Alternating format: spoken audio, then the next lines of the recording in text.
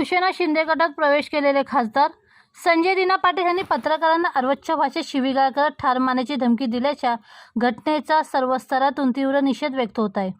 या विरोधाची पहिली ठिणगी ठाण्यात पडली असून ठाणे शहर दैनिक पत्रकार संघाच्या वतीने गुरुवारी ठाणे महानगरपालिका मुख्यालयासमोर काळ्या फिती लावून निषेध आंदोलन करण्यात आले। आंदोलनादरम्यान पत्रकारांनी काळ्या फिती बांधून खासदार संजय पाटील यांच्या विरोधात जोरदार घोषणाबाजी केली। तसेच त्यांच्या राजीनाम्याची मागणी करत पक्षाने कठोर कारवाई करावी अशी मागणी करण्यात आली।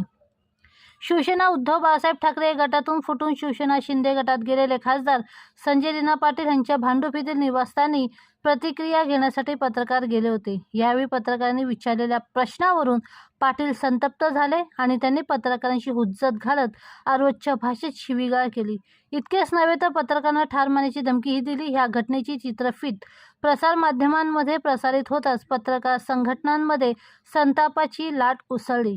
ठाणे शहर दैनिक पत्रकार संघ तसेच ठाणे जिल्हा पत्रकार संघाच्या सदस्यांनी या प्रकारचा तीव्र शब्दात निषेध व्यक्त करत लोकशाहीच्या चौथ्या स्तंभावर हल्ल्याची भाषा करणाऱ्या खासदार संजय दिना पाटील यांचा धिक्कार केला।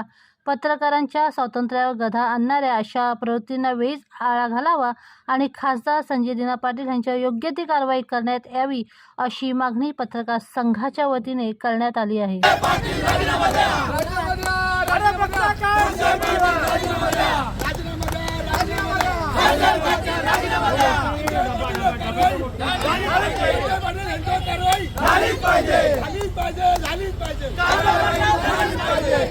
पत्रकार